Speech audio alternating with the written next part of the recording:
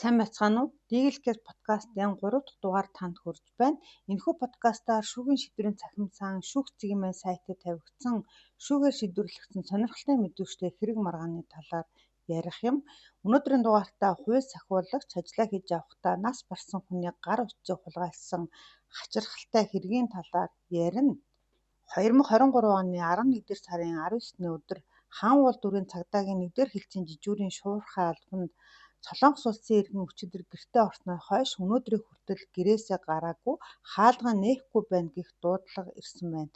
За дуудлагын дагуу цагдаа нар байрны хаалга нээх гээд нөөц картыг нь авч очиход дотор талаас хаалганд хүчтэй байсан учраас дээд давхрын айлын тагтны хэсгийн аваарын шатаар дамжин дотогч оржээ.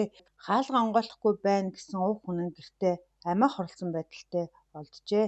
За анх дуудлага өгсөн хүний цагдаагийн газарт ирэхэд нас барсан хүний гар утсыг үзүүлнэ. Одоо тэр хүний хэрглэж ясны утас мөн үү дотор нь ямар нэгэн мэдээлэл байхгүй байна гэхэд за дүү маань надтай зөндөө олон удаа өөрийнхөө хэргэлдэг утсаар одоо мессенжер хаягаараа дамжуулан харилцаж байсан.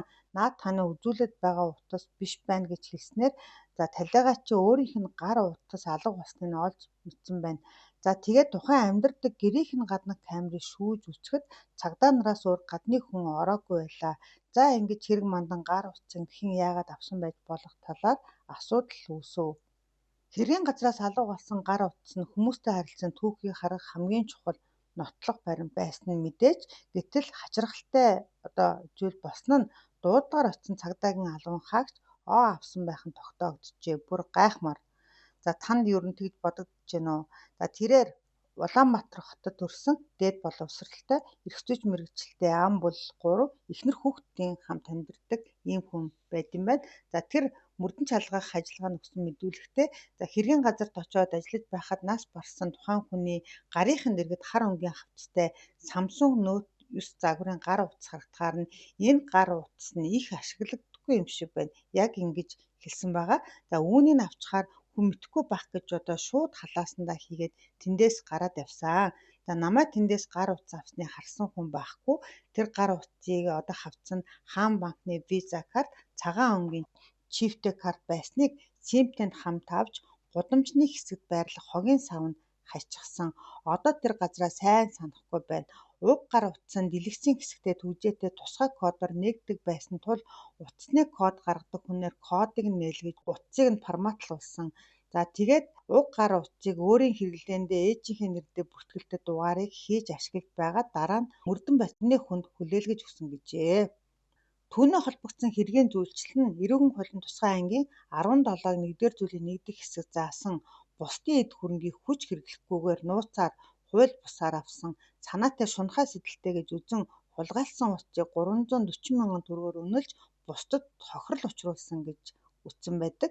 За энэ гэмт хэргийн ялын зүйлчлэл нь 240 цагаас 720 цаг хүртэл хугацаагаар нийтэд тусдаа ажил хийлгэх эсвэл 6 сараас 5 жил хугацаагаар зорчих эрхийг хязгаарлах эсвэл хорих айлыг дээр дурдсан 6-аас 5 жил хүртэл хугацаагаар шийтгэн гэсэн заалттай. За улсын аллах шүүгдэж гэмт хэрэг үйлцэн гэм буруутай тооцсон 720 цаг нийт тусдаа ажил хийлгэх ял оногдуулах саналыг шүүхэд гаргасан. За уг 720 цагийг 8 цагаар ботход 300 хоног буюу 3 сар болж байгаа. Хаанвол дүргийн эрүүгийн хэргийн анхан шатны шүүхээс шүүгдэгч 400 цагийн нийт тусдаа ажил хийлгэх ял оноосон байна. За 720 цагаас 400 цаг болгон ялыг шүүхээр багасгасан гэсэн үг. За үүнийг уншиж яхад Монголын хууль сахиулагч цагдаа хүн цогцсны дэргэдээс хэргийн чухал нотлох баримт болох гар утсыг хулгайлсан гэхээр эмгэнэлтэй гэх үү, инээдтэй гэх үү. За та юу гэж бодож байна? Доор комент үлдээгээрэй. За дараагийн дугаартаа монголчууд гай газар дороос гэж хэлдэг дээ. Яг энэ үгэн тохирсон хүнд туслах гэж очоод хэрэгт холбогдсон хэргийн талаар ярих юм. За надад маш олон ярих сэдвүүд байгаа. Тиймээс та сабаа дарснаар дараагийн дугаараар тавигдах подкастуудыг цаг алдалгүй хүлээн авч хууль эрх зүйн талаар мэдлэгтэй болох юм аа. За миний сүгээд дэмжин надтай хамт байгаарай.